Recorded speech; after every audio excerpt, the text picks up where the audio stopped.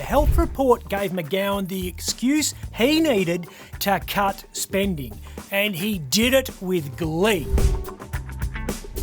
I reckon the last time I saw him in the paper, it was when he was outed as a member of the Weld Club.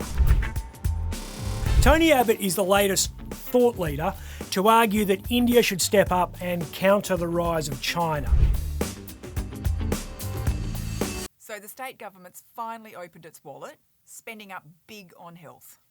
I think Mark McGowan's making it sound like he's spending up big on health. We woke up to this headline on Sunday morning. Very soon it became clear that half of that $4 billion was money already committed to the new Women's and Children's Hospital. So it was really $2 billion. But not really, because that was rounding up, so it was actually $1.9 billion. And the head of the AMA in WA came out pretty quickly and pointed out the inconvenient truth that 150 of the 332 new beds were in fact old beds that had already been pledged. So even if you believe the 332, it's still 108 short of the 440 we need to bring us up to the national average. Double dipping on funding announcements is something Pollies have been doing here since James Sterling wanted ashore all those years ago. I'm not surprised by that. I am surprised that it's taken this long for the wheels to come off the wagon in health. Why is that? In 2017, Mark McGowan becomes our 30th Premier. The first thing he does, he warns us he's inherited the worst set of books since the Great Depression. He's going on like he's the mayor of Shantytown and he's wringing his hands about how much money we owe and the state debt, etc, etc, etc.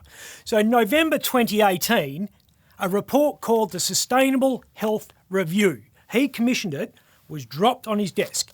It warned health's share of total government expenditure, that's everything the government spends to run WA, had jumped from 18% in 1993 to 30% in 2016. The toe cutters at Treasury were getting nervous. It was costing $6,300 per patient in a WA hospital compared with $4,700 in Victoria. Running our hospitals was on track to account for 38% of the entire state budget by 2026, which wouldn't leave much money for important public policy initiatives like discount tickets at next month's Royal Show. Now, there's a saying in politics that you never commission a review without knowing the outcome. The health report gave McGowan the excuse he needed to cut spending, and he did it with glee. Here's some context. When everyone's second favourite emperor won office in 2008, health had grown by 12.6% on the previous year. It averaged 9% annual growth over the previous decade. In Mark McGowan's first year in office, it was 2%. A year later, it had dropped to 1.4%. Now, health inflation outstrips average normal inflation rates because it's a weird thing where technology everywhere else makes things go cheaper, but for some reason, the machines that go bing in hospitals get more and more expensive. So you need to spend 5% a year just to stand still. In real terms, we were going backwards very fast. So this is all under Roger Cook's eye. He probably couldn't believe his luck. This was the guy who spent his entire time in opposition calling for Liberal Health Minister Kim Hames to be sacked because of ambulance ramping, botched surgeries and elective waiting lists blowing out. Everything that's happening right now. Back then, even 9% spending growth couldn't save the system from crisis. Roger had a pretty long honeymoon when he came in as minister, but clearly that part's over. Okay, so what went wrong? Well, someone ate a bat. And even though we didn't have much COVID in WA, the EDs were suddenly in meltdown.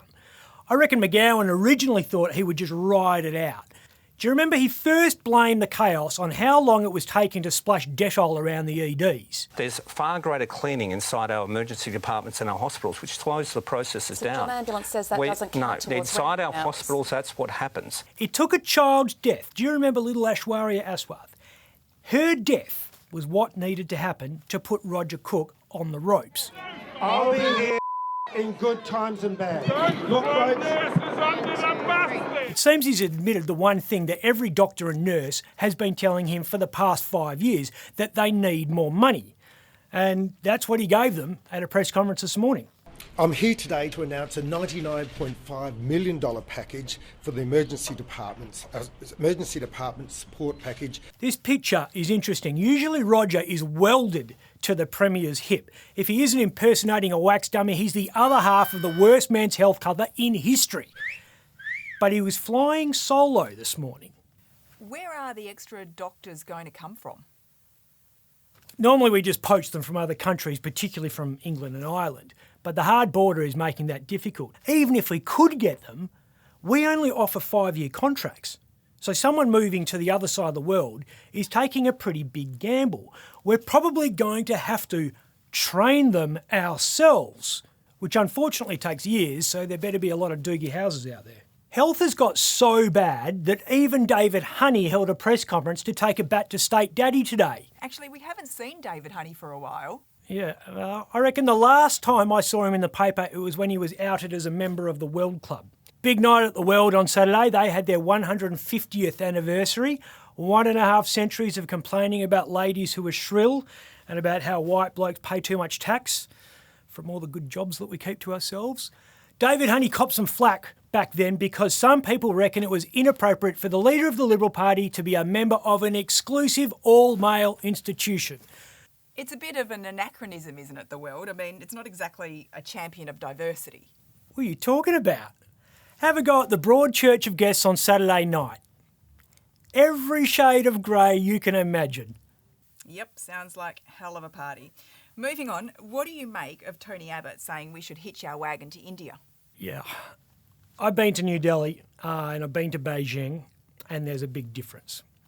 China is a command and control economy where the government thinks 50 years ahead and orders its citizens to do whatever it takes and whatever they're told. India's got 1.3, 1.4 billion people across 29 different states and 9 territories. They speak like 120 different languages.